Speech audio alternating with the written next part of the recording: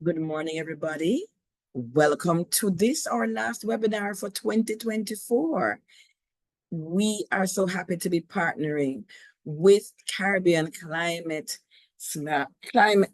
my tongue is slipping up. Caribbean Climate-Smart Accelerator. They are partners. We have been so honored to have them join with us, to partner with us. We have a memorandum of understanding with them. And this is part of how we're executing under that memorandum of understanding. They are going to be taking us out in our 2024 webinar series, sharing with them some of the latest work that they are doing in terms of their climate, their tools to build capacity around how do we tackle and be successful in addressing climate change. And so the video that explores their climate smart map. You'll be seeing some of the features before we do our formal introduction.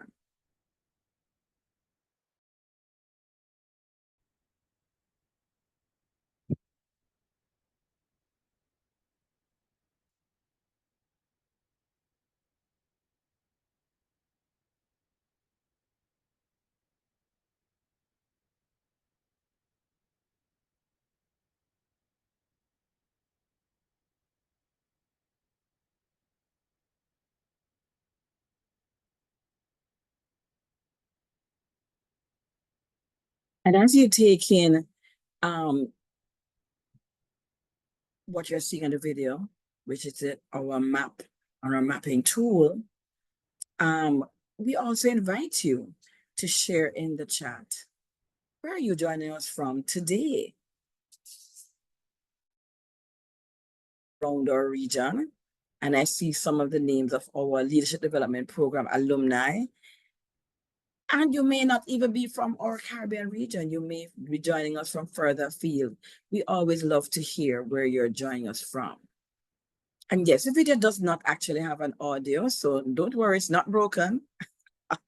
So Karen is joining us from Trinidad, Kevin from the Bahamas. Oh, that's so fantastic to have you, Kevin.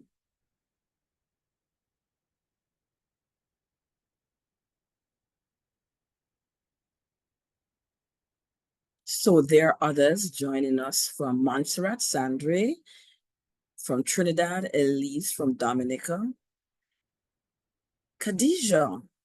She's a Trinidadian joining us from London. Great to have you. Natasha from St. Kitts. Fantastic. Well, I am joining from Jamaica.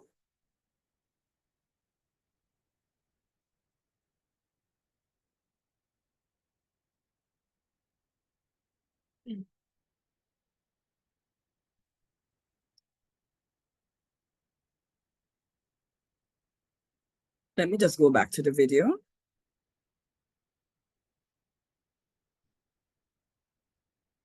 Fantastic. Really, really love to see all of you here from the region. And this is such a topic that is so near and dear to our hearts, right? Because the truth of the matter is, our region, we are acutely vulnerable to the impacts of climate change, with impacts such as rising sea levels, extreme weather events, and the socioeconomic impacts that go along with it. And I know that most of you are directly involved or maybe even indirectly involved as public administrators, as policymakers. And you recognize, and we recognize, that you have a very pivotal role in developing the necessary policies to drive climate adaptation and climate resilience in our respective countries and in our region as a whole. And so the purpose of the webinar here today, just allow me to just share my screen now.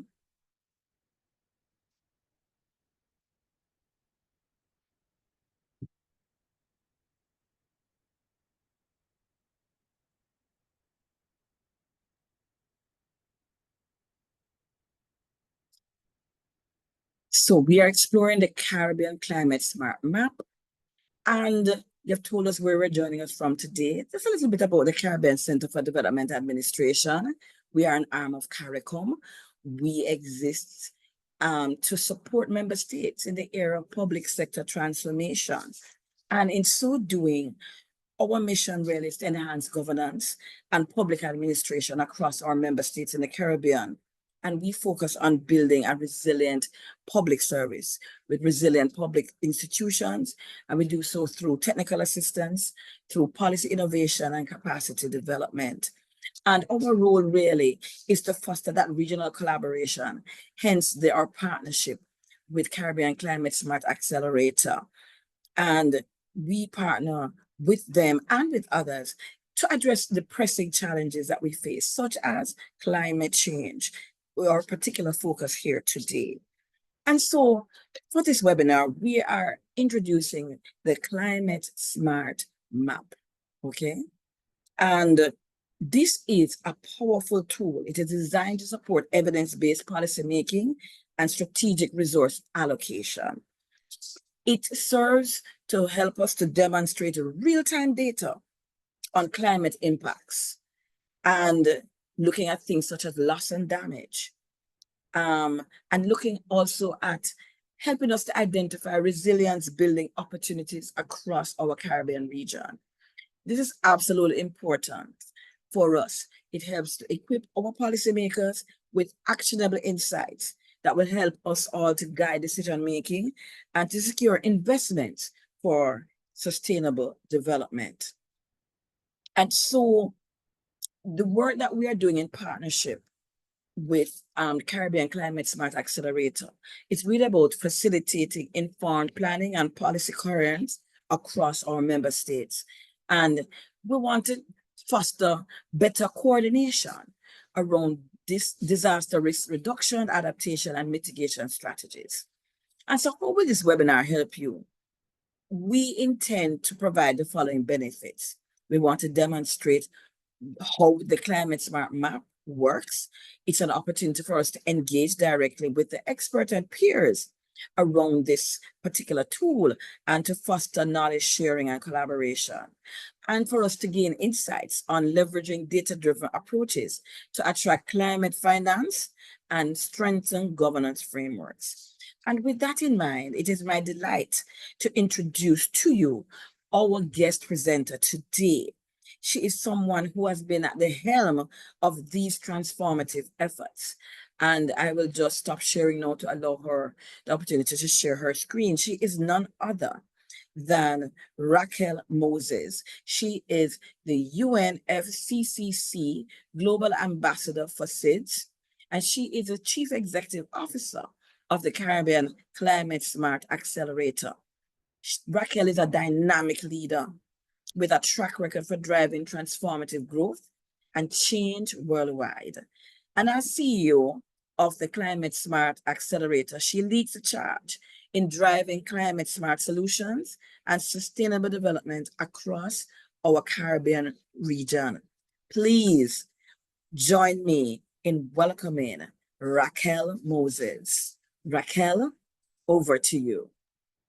Thank you so much, Loy, and we really appreciate this opportunity to be in collaboration with CARICAD. We see the wonderful work that you're doing. When we started inviting people to this webinar and we said, oh, you know, it's in collaboration with CARICAD, they were like, oh, CARICAD, yeah, everybody knows CARICAD, which I thought was wonderful and was really great about, you know, how well you're being seen and the work that you're doing, that you've been at the helm of for some time.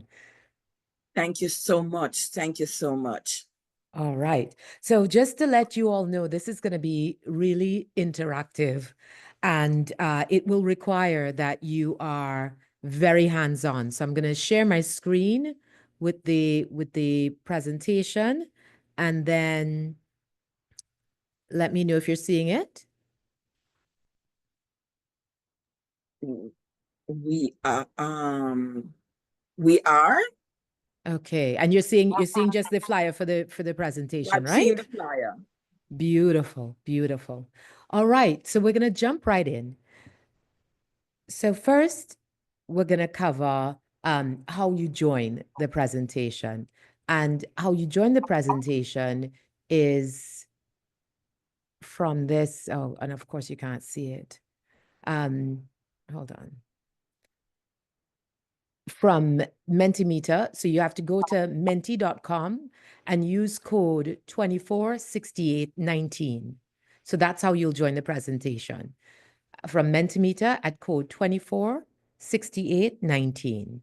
And I'll start seeing you guys join so that you can follow along, because there will be questions and answers. And I don't want to say there will be quizzes, but it's certainly going to, we're going to interact. So we're going to find out a little bit about you and a little bit about us.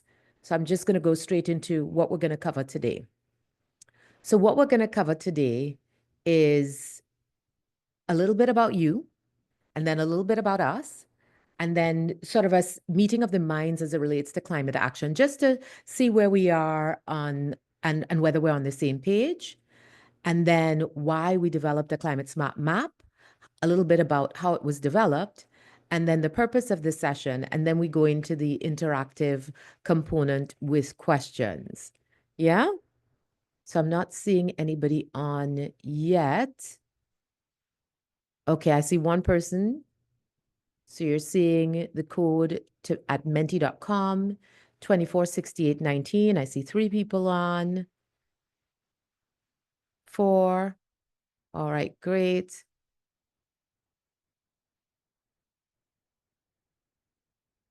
We're going to need more than 4 people. 6 people on, excellent. So the code is on the screen, folks, as well as it's in the chat, and the link to menti.com is also posted in the chat as well. Oh, wonderful. And if you're not seeing it, just let us know, but the code is 246819. Yeah? All right. 7 of you are on.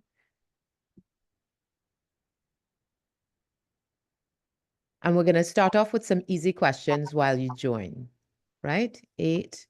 Okay, great. So the first question, very, very simple. And I know Loy had asked for you to indicate where you're from. So we're going to try and find out across all of the CARICAD countries where you're from. So if you could please, okay, wonderful. Jamaica, Trinidad, other, Barbados, Montserrat, wonderful. Yes. Oh, 6, 7, 8 from Trinidad. Excellent. Okay, good. St. Kitts and Nevis, lovely. Grenada. I would love to hear the person who's from other. Please type in the chat where you're from. And I can't see your answers, so I encourage you to be honest with once we start getting into the questions, I'd prefer your true and genuine answer rather than what you think the right answer is. It's this not necessarily a right answer. It's just about where are we and how are we being grounded in this topic together. And then we'll start looking at some specific things around the map. So I Okay. see lots of people from Trinidad, followed by Jamaica, then Barbados. Okay, great. We have 21 people on. All right. So as everybody else continues to join, we'll go to the next question. And the next question is, what is your role? So just to make sure that we're providing information that is meaningful to you based on your role, if you can enter what's your role. I don't want a whole lot, just are you a permanent secretary? Are you an officer in the ministry? Legal? Okay, great. What else? Youth coordinator, fantastic. Lecturer, excellent. Let's see who else is here. Human resource advisor. Ah, great. Caribbean director, trainer. Great. NGO, research assistant, engineer, Caribbean director. Okay, educator, advocate, consultant. Excellent. Lots of consultants, CEO, wonderful. Company executive, project coordinator, wonderful, great. So this is good. So we have a sense of, and a writer, we have a sense of who's here so that we get an idea of what kind of information is most important to you. Disability community, wonderful. Assistant accountant, climate resilience specialist, management services. So Raquel, just to Mhm. interject, because some people are just joining us. Go Yes. in. So in order to interact, we want you to go to menti.com. You see at the top of the slide and use the code 2460, Hello? ask, Mhm. asking you all to interact with using menti.com. Right. Oh, UE leader. So we're just gathering some information about who's here and what information is most valuable to you. Yeah. Oh, emerging technology, climatologists. Wonderful. Yep. Great. Okay. Nice. Meteorologist. Oh my gosh. You can founder. Excellent. So you have the ability to share stuff with us. So we have lots of consultants, we have lots of executive support, we have directors, CEOs, founders, leaders, people from the disability community, management services, researchers, climate specialists, coordinators, project coordinators, youth coordinators, directors. Brilliant. Brilliant. So we have a sense of what is really important to you as we share this information, right? Okay, so we'll go to the next question now. So how important is climate action in your role? So we want to understand, is it very important? Is it moderately important, or is it not important at all? And there is no wrong answer. It doesn't mean that if it's not very important to you, that it's not this isn't a good session for you. But what we want to understand is how important is it to the work that you're doing, so that when we cover some of the topics, especially around the map, we can determine for you how we see you using it. So how important is climate action in your role? So we see some very important, some moderately important, lots of very important. Okay, some not important at all. Okay. All right, some moderately important. Great. All right. Some moderate, some very important. Okay, and if you're just joining, please join us at menti.com and use the code 246819. We're just asking a few questions to get some information about you so that we understand what information is most useful to you as we go on about this session.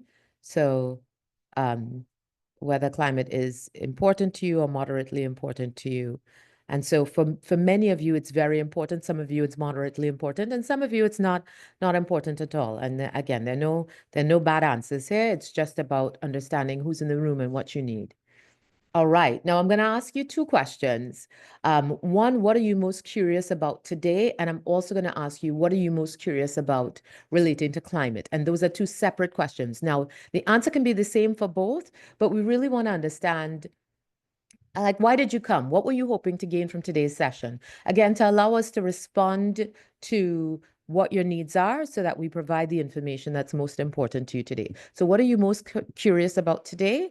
And you can start sharing, you know, you're curious about the map. You were curious about, I don't want to feed you answers, but you wanted to hear about COP. Um, climate smart map, climate resilience, regional data. Great. Great. All good reasons to be here. What the map is about, to understand the map. Yep, how the map works. Great. Excellent. Excellent. The use of the map, climate resilience. Great. GIS and disaster management. Oh, very, very good. Conservation, biodiversity. Ac excellent. Excellent. The future.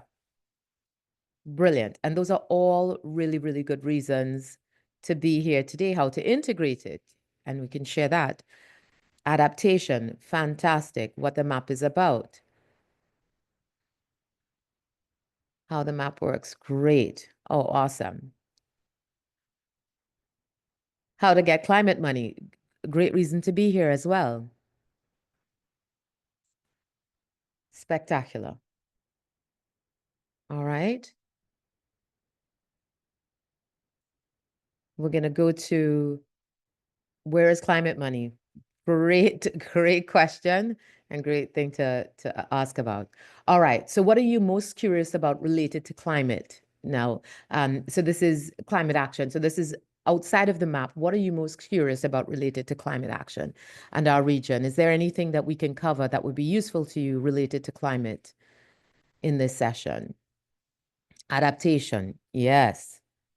And for the people asking about climate finance, that is the most difficult thing to fund at the moment is adaptation. Funding to mitigate. We just came out of a great workshop about that yesterday. Loss and damage, survival, data on region recent act, data on our region, recent acts, reliable data, recovery, SIDS, great. Where to start? Beautiful question. Grant financing, yes. Recovery, social adaptation, oh, fantastic. Youth engagement, for sure. RFPs, NDCs, excellent. And what I will tell you is that while we have a lot of data on the map, there is a lot more data that we need to add. So you will see climate literacy, climate aware citizens, great. You will see that there is a lot more information that we need to add and how we wish to engage with you to ensure that we close those gaps. So great, and thank you so much for your feedback on and grants. I love it. Lots of grants, lots of adaptation. Fantastic.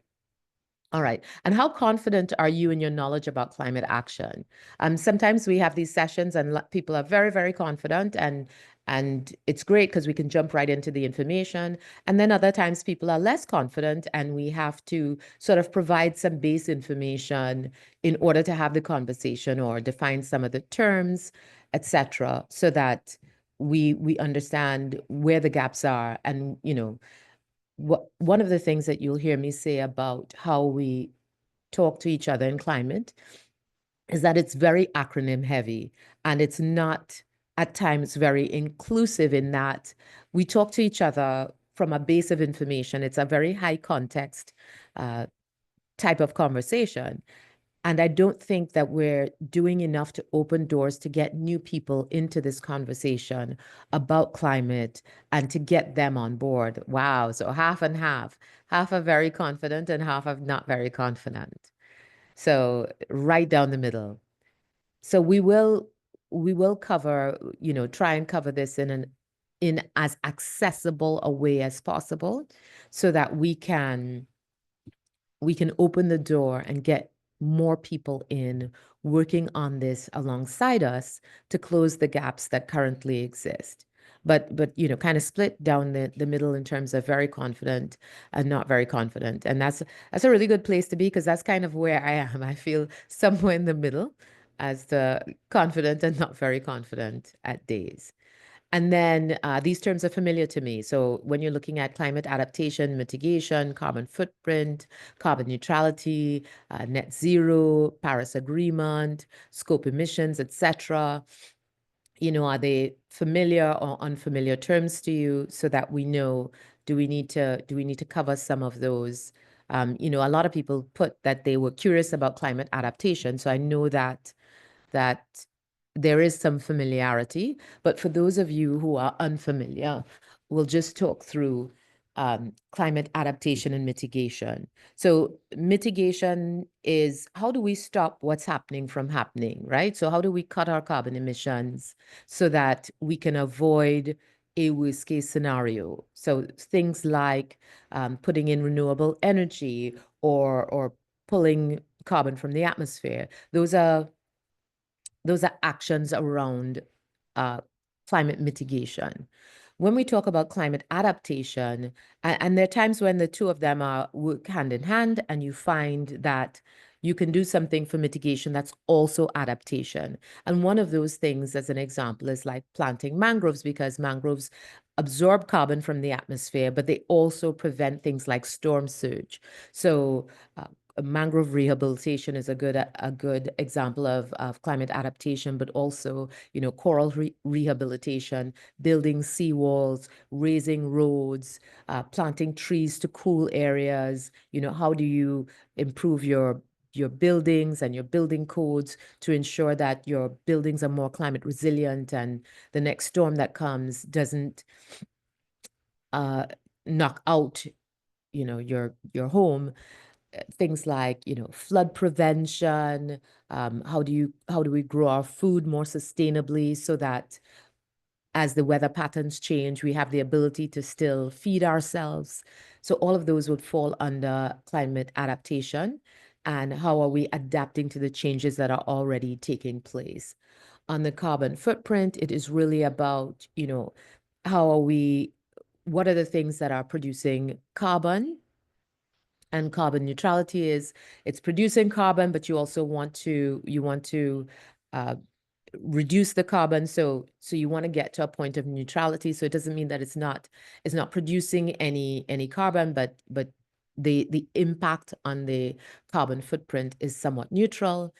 And when we're referring to net zero, it is, to pre-industrial levels. What was the carbon in the atmosphere? We want to get to no more than that.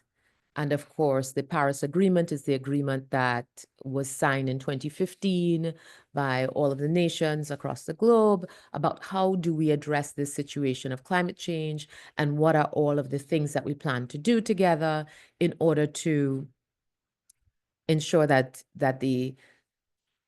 we don't face a worst case scenario. So people produce things like nationally determined contributions. So each independent nation will produce that to say, this is how I will contribute to addressing this issue. And then scope emissions are whether it's direct, the emissions that you produce as an organization versus the emissions that the work that you do and your customers produce versus the emissions from anyone who would use your products, etc., and all of the other emissions tied to the work that you're doing. So just again, but understanding the level of familiarity. So we'll make sure that we are explaining how to use the data that we have in an accessible way. Right? So that's a little bit about you. So we understand where you're coming from and what you're looking for and who you are and where you're from. And so this is a little bit about us. So the Caribbean Climate-Smart Accelerator was formed to address the issue of climate change for the region, mostly working alongside governments, but engaging the private sector. So there are many institutions, there's 5Cs, there's CCRE, and there's CDB, and we work alongside all of those organizations. But one of the things that we do best is that we pull everybody together, including the private sector, so that we're able to turn this vulnerability into an opportunity for the region. And you'll hear us talk a little bit more about that as we go on. So the way that we work is that we have 4 main pillars. The first pillar is the Climate Smart Map. And that is which is what you're here today to talk about, how do we share data and provide a level playing field so that we understand what is taking place across our region and how we are all working together. I think one of the things that you see a lot is that we don't have a lot of data for our region. And we have discovered through this process that there are huge data gaps.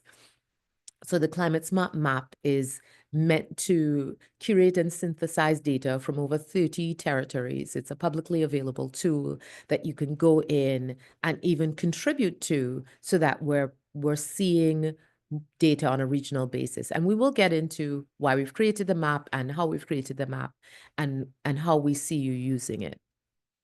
Another of our pillars is 90% renewable energy for all. And that is how do we maximize our renewable energy penetration and how do we support that as an organization to ensure that you're able to promote energy independence and one of the unique things about our region is that our cost of electricity outside of Trinidad, and I know we have many people from Trinidad here, is that the cost of electricity is very, very expensive. So this for us is an opportunity in moving to renewable energy, because renewable energy it provides us with more energy security. We also have 30 by 30, how to protect 30% of the land and ocean by 2030. And most of that for us is around how do we ensure that we are not we're protecting land, we're not clearing land for the purpose of agriculture and growing food, but also how do we find new sources of revenue that will allow us to do the conservation that's necessary. Because a lot of times when we reach out to uh, prime ministers and leaders across the region, the challenge that they face isn't, you know, I don't care about the environment. It is more about I don't I don't know how we prioritize this to pay for it, especially considering the level of national debt, etc. And then last but by no means least is how do we build a firm foundation and a future focused foundation for our economy by creating new green jobs? And then for all of these things, we have taken different actions and are moving forward with a number of initiatives, including some of the projects that we have. So under the Climate Smart Map, we have the map. We also have Caribbean Collective, where we bring donors in to fund projects on behalf of the region. We are uh, on the board of the Glasgow Financial Alliance for Net Zero. We are working with Trinidad and Tobago and IDB on a solar assembly plant for the region. We're also working with CDB and IDB on a single renewable energy export market. We collaborate and co-chair with a number of partners, including USAID and RTI and CDB on the Energy Development Partners Working Group. We have with the Government of Canada and CDB again, a Caribbean Sustainable Energy Fund that we are establishing. We also have some climate smart agriculture projects and projects that promote Caribbean food security. And then a big new one for us is our Innovation Fund and how we support entrepreneurs. We also do investor forums where we match make projects with sources of funding. And then we have a few projects under greening infrastructure. So how do we green our infrastructure to ensure that we have fewer carbon emissions from infrastructure, but also we're using the greening of infrastructure to develop stronger infrastructure while we also create economic opportunities. So one of the projects that I mentioned was our regional climate smart agriculture project, and it's something where we're demonstrating how to use hydroponic systems to increase yields and to use less land and less water to grow food. And that project is going on in Anguilla, Cayman, Barbados, Bermuda, and well, Anguilla, Cayman, and Barbados have launched and they've had yields, and then Bermuda, St. Lucia are about to launch, and St. Vincent, the equipment was just delivered, so that will be set up shortly. And then our Innovation Fund, this is meant to provide support for entrepreneurs in 3 primary areas, whether it's ocean solutions, food and agriculture, or circular economy. And it is to provide support for matchmaking those entrepreneurs with sources of funding or providing them with some free resources that they would require in order to access funding. So that is what the Innovation Fund is about. And we kicked it off during Climate Week in New York in September. But we've done some calls for projects. If you are aware of any ocean solutions or blue economy projects, which are projects that have anything to do with earning a living sustainably related to the ocean, we would be keenly interested in those projects. We have quite a few investors that are willing to invest in those kinds of projects. But when I say invest, there is grant money available, but there's far more sort of equity investments available for ocean solutions. So any innovative solutions, or you're doing something with repurposing sargassum, or you are finding more sustainable ways to fish, or you are regrowing coral, or doing any of those kinds of things. They're really, really important, and lots of investment available in that area.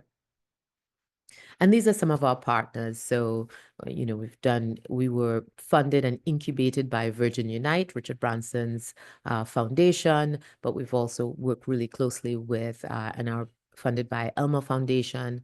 Templeton Foundation actually provided the most of the funding for the Climate Smart Map.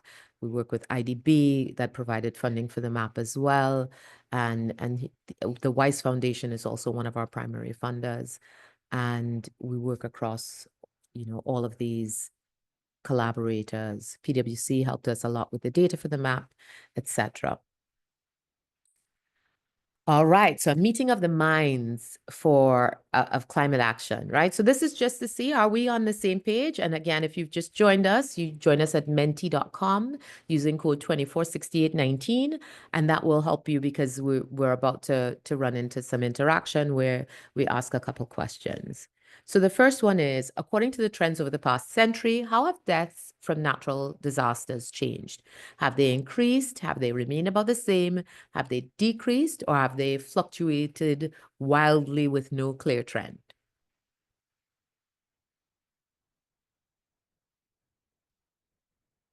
Let's see. All right, we have 7, 9 answers, 10, 11 answers, 12. Let's see, 14, 15. Ah, I see Zay's with us. Welcome, Zay.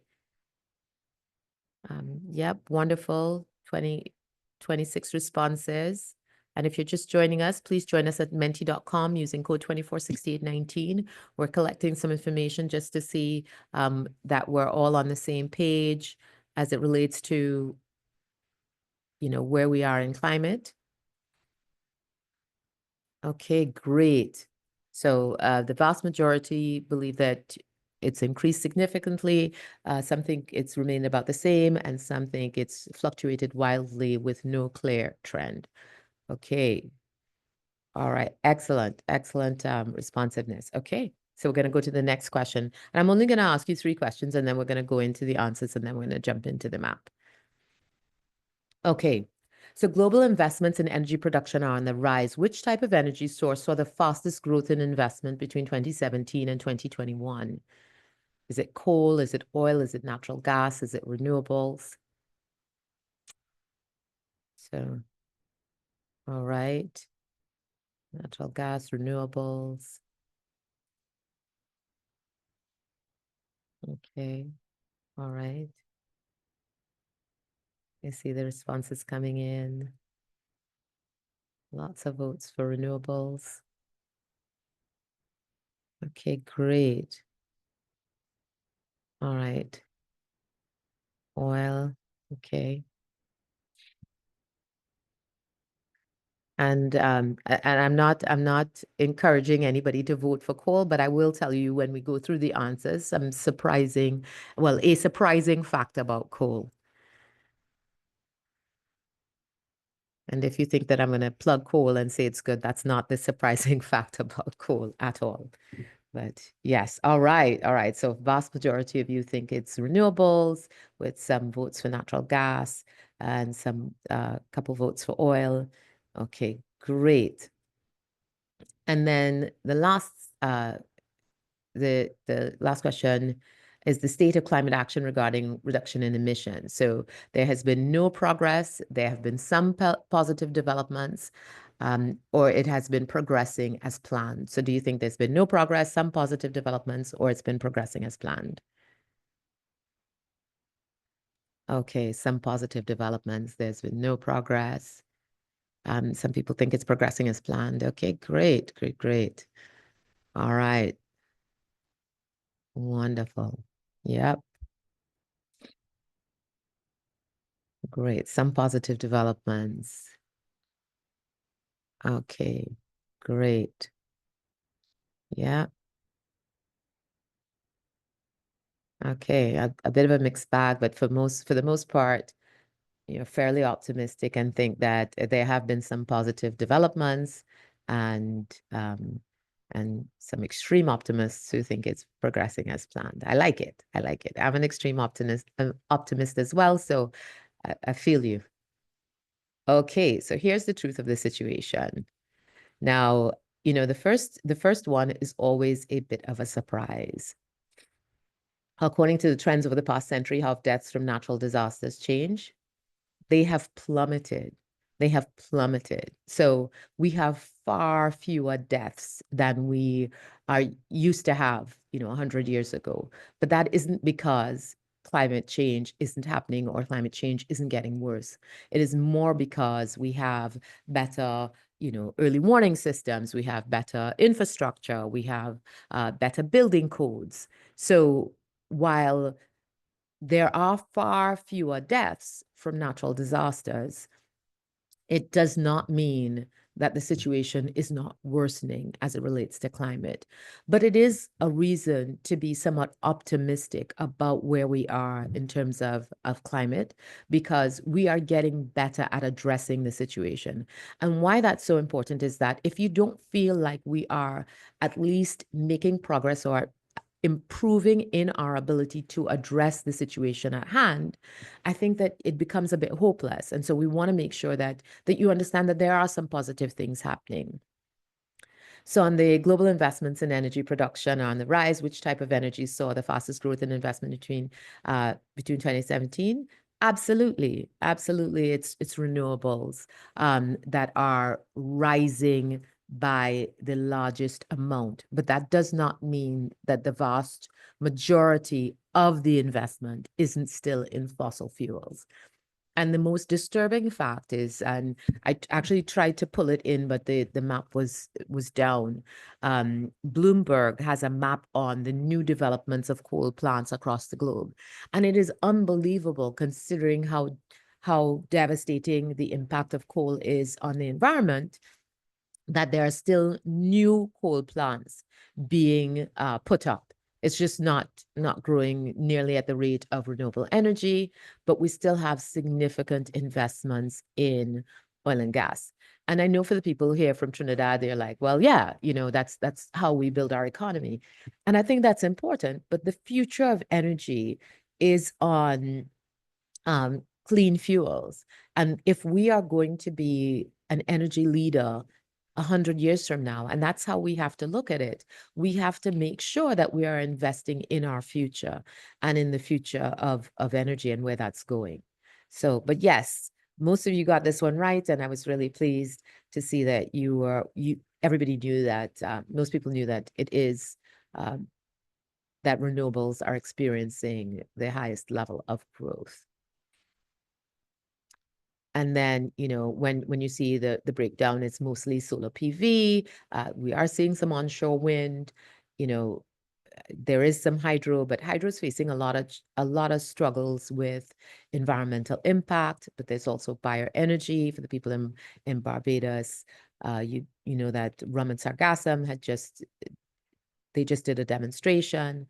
So there's a lot, and a lot of people are now betting on nuclear as well. So lots happening in terms of their breakdown. But solar is by far the most popular, and solar has been around since like the late 1800s. So it's not new technology. It's just beginning to take hold and getting cheap to the point that it makes a lot more sense than traditional energy. All right, so the state of climate action regarding reduction in emissions. Once again, you guys were mostly optimistic, and that's true. There are pockets of decline in greenhouse gas emissions, and so, there is progress being made here. Now, is it enough progress? Not by a long shot, but there is progress being made. And it's really important to understand that there are, 8 countries that are net carbon sinks, and one of them is in our region. So it's important that we understand that there is progress being made in this area. So just before we jump into the map, I wanted to touch on, and we're doing we're doing a press conference on Friday of this week on COP29 and what came out of it. And one of the major things that we were looking for coming out of COP29 is climate finance. And many of you identify climate finance as a huge area that you are interested in and want to know where the money's coming from. A lot of small island developing states went into that negotiation hoping to come out with at least $1 trillion worth of climate finance that would be, while not specified as to is this $1 trillion worth of grant money or $1 trillion worth of loan money or $1 trillion worth of equity investments, that at least, it is a significant amount of money to address the needs that we're seeing. And we'll look at the map and I'll show you some of what we're seeing in terms of what countries have expressed that their needs are and how climate finance is falling short. Unfortunately, we came out of that negotiation, and we aren't physically in the negotiation. We are what are called non-state actors. So we stay outside of the negotiation and meet on the sidelines with either having bilateral meetings or meeting with investors and donors that we hope to engage, or solution providers and the youth, etc., hoping to use those connections to bring more solutions to the region or more sources of funding to the region. But the negotiation we walked away with was 300 billion. And that was deeply disappointing. And what makes it even more disappointing, to be fair, is that it isn't specified where that 300 billion is coming from, 300 billion a year. So it means that there's a lot of ambiguity around how that will be executed. And it is a strange place to be, but the good news is that if we understand what the opportunity is, right? Which is, okay, there's 300 billion. As a Caribbean region, we need to make sure that we are getting our fair share and that we are collaborating and negotiating as a bloc in order to get access to that $300 billion a year, wherever possible. And then next year, in 2025, we're looking forward to COP30, which will be in Brazil. It is in our region. It is a Global South COP. And I think that we will see a lot taking place in that COP. All right. And then a lot of where the climate finance needs to come from is surprisingly public finance. So that is something that you need to bear in mind as to where the climate finance, and in our region, again, it's 50-50. All right. So we're going to now jump into the map. So why a climate smart map? Because as we talk about our ability to negotiate as a region, it is important that the one thing that we don't have, which are economies of scale, many philanthropists, investors, etc., see us as being too small. And so if we are only looking at what are the opportunities for individual countries, we lose a lot of access. So by presenting this in a map format, and I think many of you would know, people come to the region and they just don't understand the landscape. They don't understand that the countries are separate. You see, I remember Cricket World Cup, somebody flew into Jamaica and they were like, how do they get a bus to see the matches in Trinidad? And I was just like, well, that's going to be an underwater bus because you cannot take a bus from Jamaica to Trinidad. So, it's important that people understand the landscape and what is available. So here is, at long last, drum roll please, the Climate Smart Map. And hold on, I'm going to share it in this window.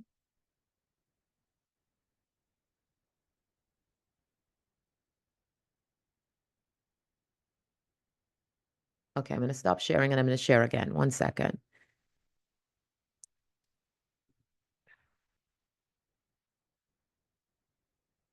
There we go. All right, you seeing it? So this is the Climate Smart Map. And when you get to the Climate Smart Map, what you'll see is a little welcome video, just giving you some basic information about how to use the map. And then you can click on Explore to explore the map. And the first thing that you'll see are the data sets, right? So things like, what are the climate impacts? What is the level of climate readiness? What is the climate risk and vulnerability? Some demographic country data, um, and governance and affiliation. So for example, if you only want to see CDB countries, or you only want to see OECS member countries, you can click on that and overlay that information so that you're able to see specific information for a group of countries, because we know a lot of development partners are have limitations as to where they can operate. So for example, let's look at OECS countries, and let us look at the CO2 emissions per capita for those countries, right? So you can see that the CO2 emissions or tons per capita ranges from this level to this level. And then you can look at,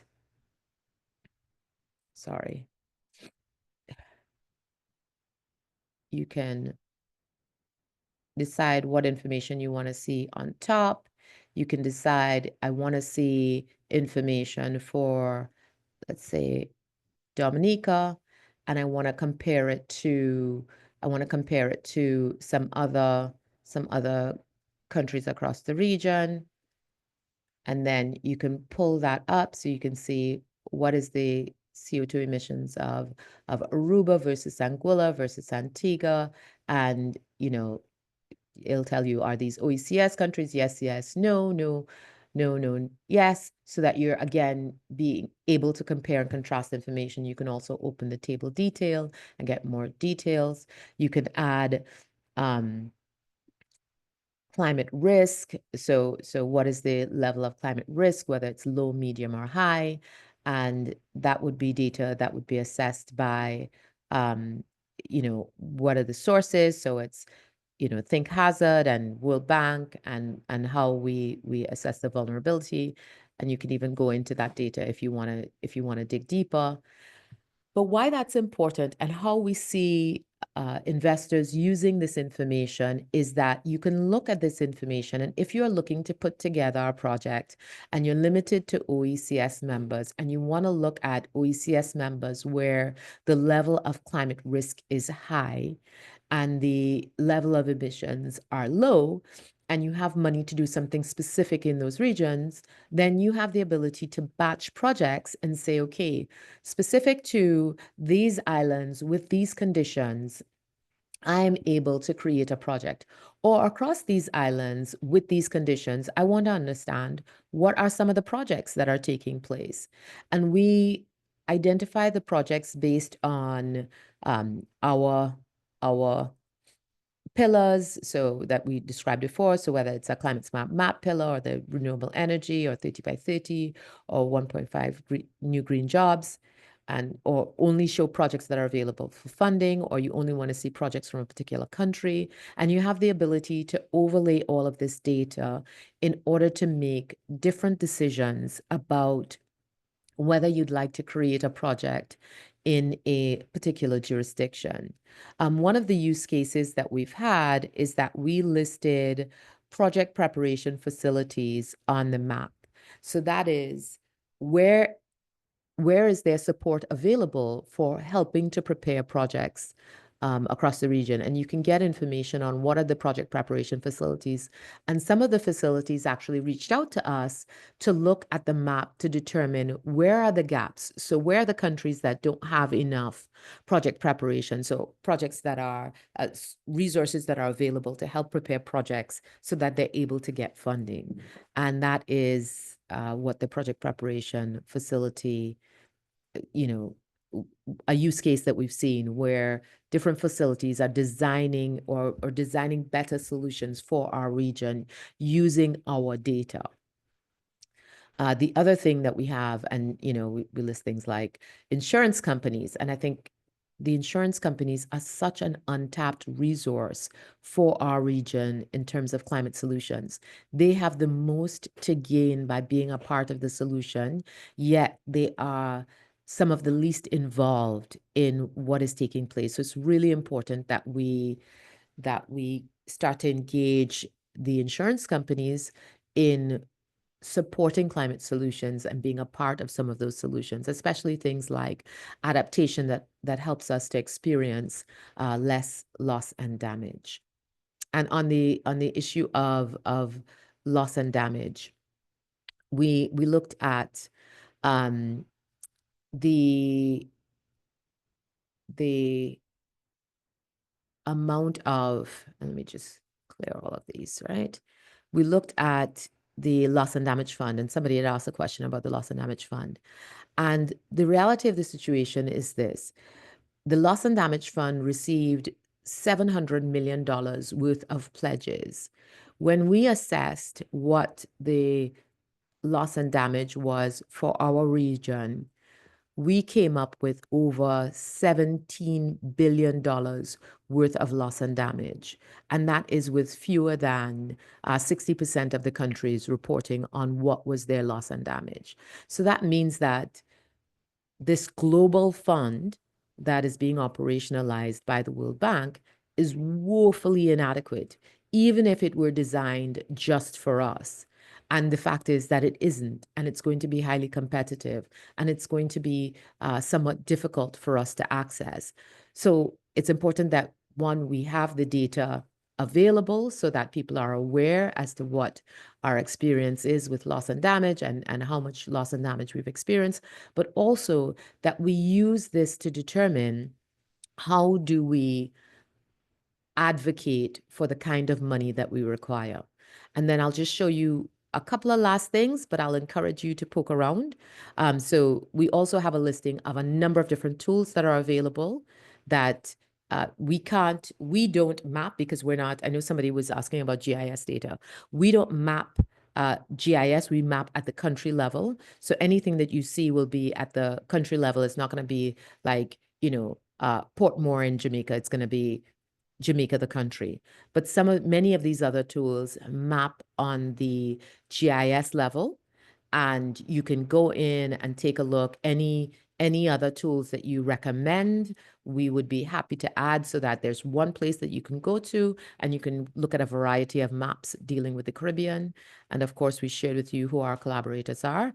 And then you see this little thing right here. This is you. This is how we ask you to come in and log in and share relevant data on your country and island with us. And then this comes to us, you cite your sources, and then we have the ability to approve and map your data.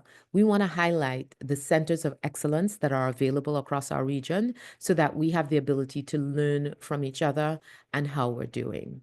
And with that, I will hand back over to Loy and hopefully answer any questions that you have. All right, great. Thank you so much. I mean, all kinds of networking happening in the chat. People are exchanging resources, and I wanted to pay attention. Tiffany has put in the chat, the CCSA would love to stay connected with you. And so if you drop your contact details in the chat, you invite you to subscribe to their newsletter to receive the latest updates and news and insights on the Caribbean Climate-Smart Accelerator. And you see the link there for where to subscribe to. Now, there were a couple of questions and comments earlier that I wanted to just highlight for Raquel to respond to. Sure. So one of the first questions was about your organization's engagement with civil society and in particular with the disability community. I wonder if you could speak to that for us. Yes. So we do have a project, and actually, Keisha Farnham, are you on? One of our Climate Smart Agriculture projects is specific to the disabled community. I don't know if Keisha's on. No, Keisha? I'm not seeing No, I'm not Oh, seeing okay. Keisha. Okay. So yeah, so we do have many projects. Well, many is an overstatement. We have projects, especially our climate smart agriculture projects, where we focus on disadvantaged communities. And one of them is a climate smart agriculture project, working with the disabled community. But we would love if there are other opportunities for us to get involved. We are a very small team, so we are not always able to do everything that we want to do, but at least when we're aware of the opportunities, we can certainly take a look at it and see if it presents an opportunity for us to get involved. Fantastic. I see there's another comment, but maybe Mhm. you could elaborate that they're saying there Mhm. is a huge network of young ocean leaders with great projects. And so they want to figure out how to connect more on that. Is that something you could speak to in terms of opportunities for young ocean leaders? Listen to me, Khadijah, you need to tell me about this because I have been in search of young ocean leaders with great projects for the last year. And I know Khadijah well. Khadijah Stewart is a magnificent global youth leader on behalf of Trinidad and Tobago. She represents us spectacularly at COP and all over the world and on Peace Boat, etc. Khadijah, message me, WhatsApp me right now. Stop. No, fantastic. I mean, there are lots of opportunities out there. I'm looking at Um, my phone, Khadijah. I don't see the message yet.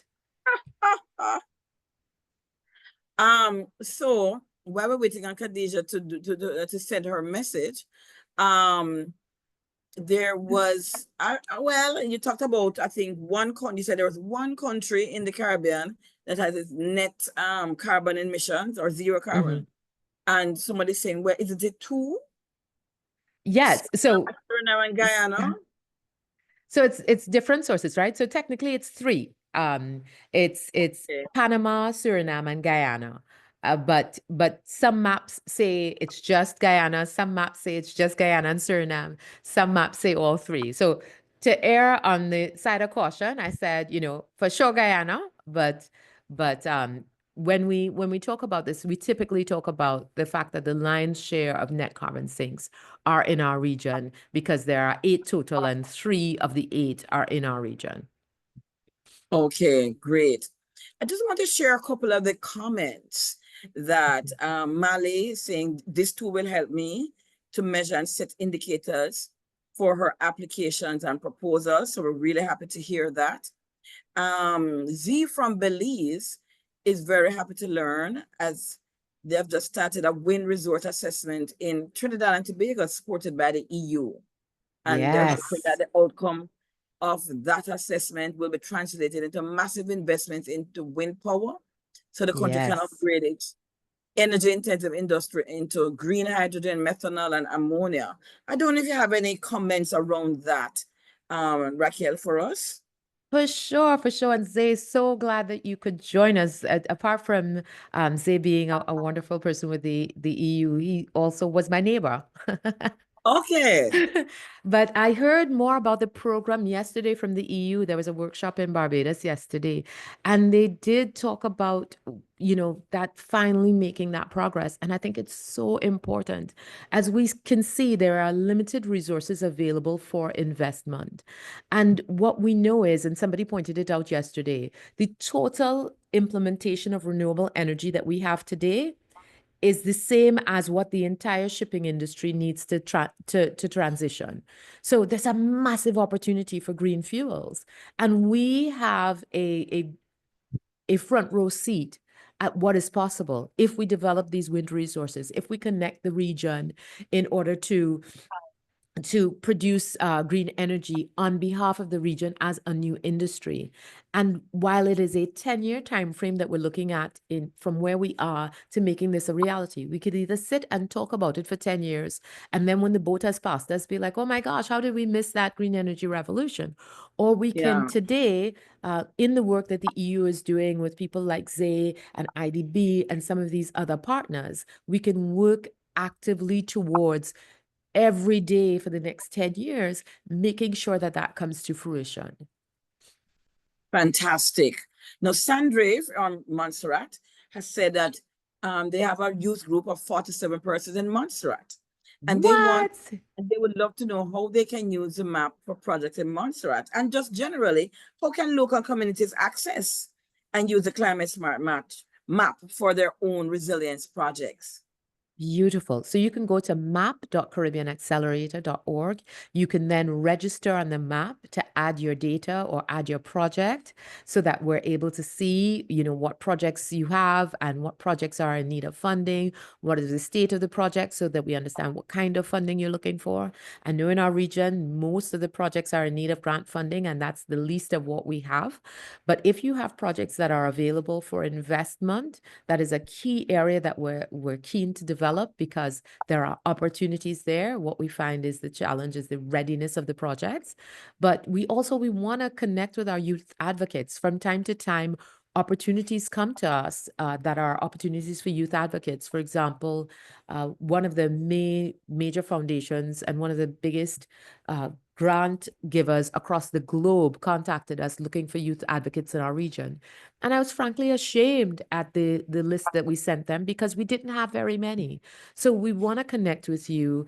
Please, you can message Tiffany directly if you don't want everybody in this meeting messaging you, but you can send us your email address so that we have you. And as opportunities come up, whether it is opportunities for passes to COP, opportunities, and I'm not saying that we're doing funding, but as we become aware of opportunities, either to fund your participation at an event or to have youth advocates speaking on behalf of the region, that we are connected with you so that we know who you are. Fantastic. And I'm really loving the networking. People are sharing about their own resources. People are putting in email addresses in the chat, links to various websites as well. And so definitely drop in that information. Continue to do that in the chat. Here's a question, Raquel. How often is the data on the Climate Smart map updated? So we have, right now we're going through, continuous updating, right? But the cadence that we have outlined is that at a minimum, we should be updating the information quarterly. We would love to get to the point of updating it monthly, and we are exploring opportunities to use AI to have it updated in real time. But that is sometime down the road. Right now, it is being updated at a minimum quarterly. But some of the information is dated. It's based on when was the last time a report was produced on this specific set of data, but we're still in the process of adding information to the map. So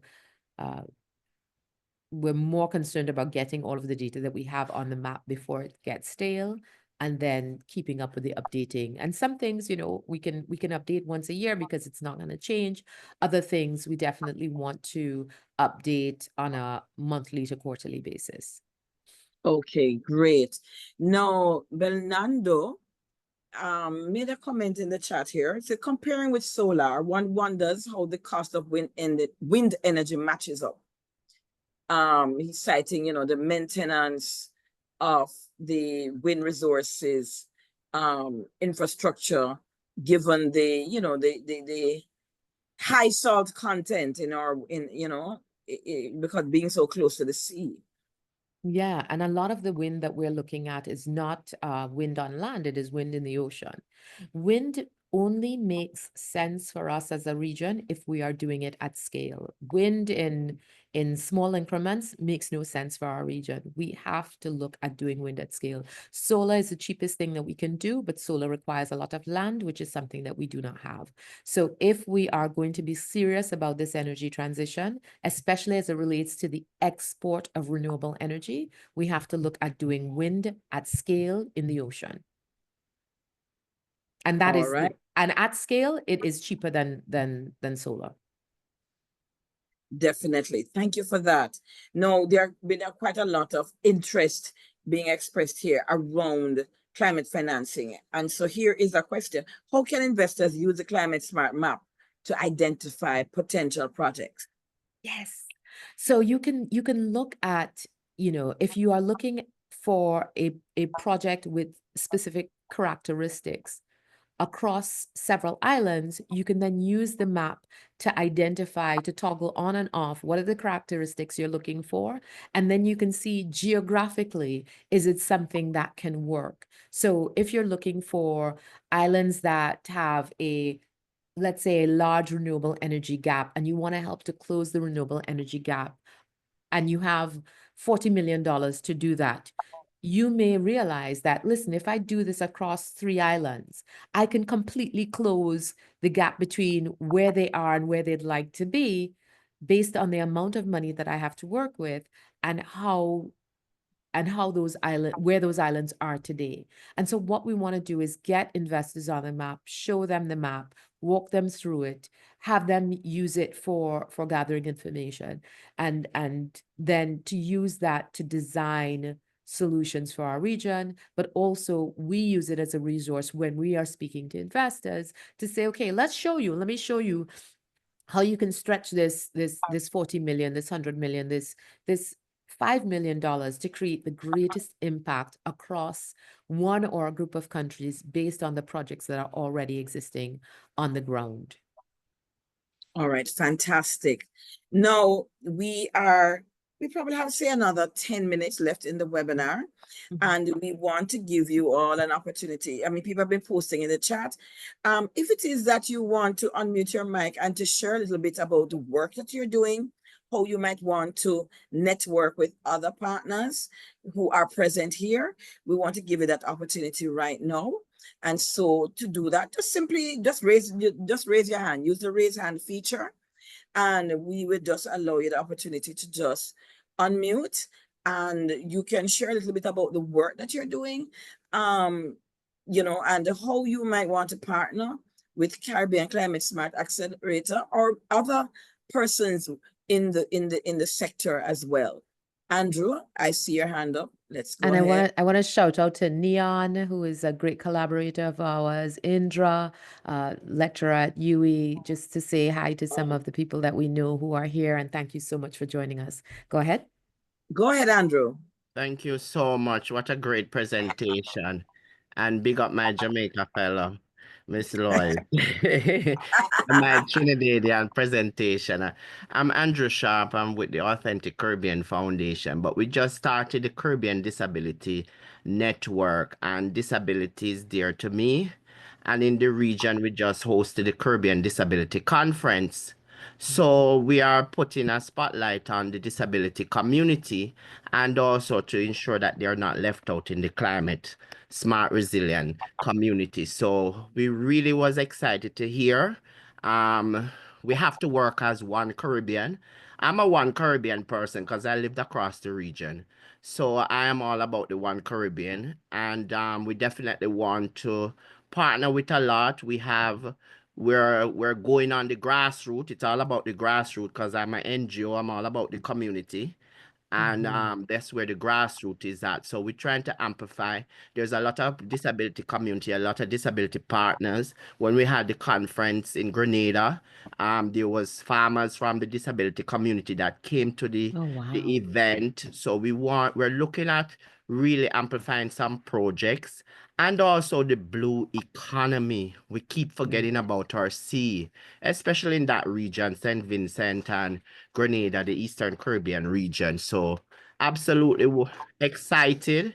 You'll be hearing from us.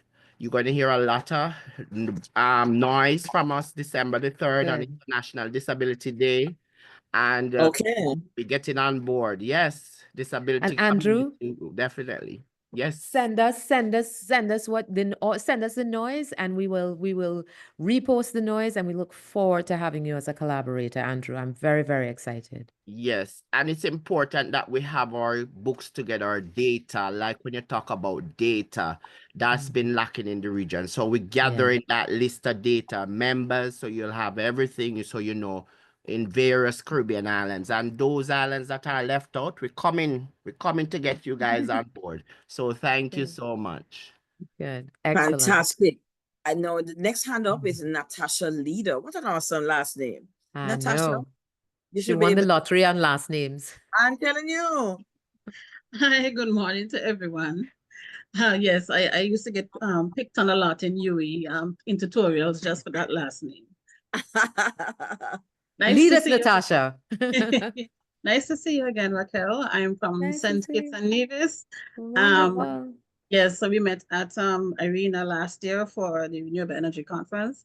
And Fabulous. I also would like to put my input because I'm a part of an all-female cooperative that is involved in renewable energy. We would have mounted a solar installation on our village school, and it's a 17 miles from the capital. So we're trying very much to put the solar into not just the city regions, but also the country regions as well. We're interested in collaborating and connecting, and I really would like to see how we could use the map to be able to get some more funding. We're also involved in agro-processing. So if there's anything great. available for agro-processing and renewable energy and just farming and conservation and farming, that would be very good if you could get some information. Excellent. Thank you so Excellent. much, Natasha. Looking All forward to right. connecting with you, Natasha. Fantastic. I know just because time is going, the last hand we'll take is Mali. Mali, you should be able to unmute now. Hi, morning, everyone. Good morning. I'm joining you all from Trinidad and Tobago. I'm the CEO and founder for Mega Interior and Construction Limited. I'm also a UNFCCC student all the way back in 2016. And that basically helped me to have a foundation on what really is climate action, mitigation, and loss and damage, really early in my my journey, my entrepreneur journey. And my business model now is actually a social enterprise, even though it's a construction company. I did that because I see the gap in the built environment for a lot of efficiency and partial planning, and as well as innovation and creativity. So just fast tracking now to 2024, I'm extremely confident, even more confident now after seeing a few tools from Caribbean Climate-Smart Accelerator, the climate map. I plan to really get in there and learn more about it and use it to my advantage to finish up some applications I'm working on right now. Just to get a better measure of what is possible in the Caribbean, and as well as to target other countries that could kind of scale my impact, and cover loss and damage with my adaptation initiatives that I'm planning for new home designs. So cylindrical homes, which will mitigate storms, right? And help with earthquake mitigation as well. Most of my projects are in the research and development stage, close to prototype readiness. So early next year, hopefully I'll have some announcement about project implementation. Once I get the support I'm looking forward to from USAID, I'm a member of USAID, and as well as I'm also, I don't know if I'm supposed to say this, but I'm also have a couple applications inside Earthshot Prize, Energy Evolution, etc. Excellent. Excellent. Wow. Look, I mean, I know we have a far way to go in terms of how we are really tackling climate change and its impact. But this webinar has made me feel hopeful, excited, especially about the innovations that we are witnessing here today with our map. It's our tool, yes, but also all the other innovations that are happening around. And so this conversation is ongoing. I really want to thank you, Raquel, for your presentation, and just allow you a few seconds, last parting words to us for this webinar. My parting words are thank you so much, Loy. This has been a long time that we should have done this, and we've been trying to put this together for so long. And I'm so delighted that we've had so many people join, and the collaboration in the chat and of course the engagement in sharing your information with us and telling us about what you're doing and where you're from and all of that good information. And I'm really, really pleased. I think this is a great jumping off point for us. And we have such an amazing opportunity to showcase what we're doing. We have great access at the international level, and we want to showcase Caribbean talent, Caribbean excellence, Caribbean innovation. And I feel like with many of you, we have that chance. Let's take advantage of it as much as we can. Thank you so much. Let's definitely take advantage of it. And so before we leave, we just want to share with you just a few announcements. And we want to just showcase a few of our programs that are coming up. So leading change. If we're going to tackle climate change, then it is a major transformation for us. And so this particular workshop, it's going to be held in January on those days that you see there. The cost is just $1,000 US, and you're really going to be equipped with a very practical program targeting persons who are involved in multi-sectoral, very complex change. And so you're going to be equipped with a whole range of tools, and you'll be leaving that workshop with a change action plan to help to support you with your change journey going forward. We also have our Transformational Leadership Development Program. That is our 6-month program, really designed to help people to become transformational leaders. And this is not, yes, I'm not telling you there's no theory, but it's really not about theory. Our programs are practical. You're going to be able to apply everything that you're learning to your real world transformation initiatives. It's going to empower you as an individual, help you to empower your team, and to create the kind of transformation that is required, not only for climate change, but for the plethora of interrelated and interconnected policy challenges that we face. And so this program, they're both offered virtually, but this particular program, you will get an emotional intelligence assessment.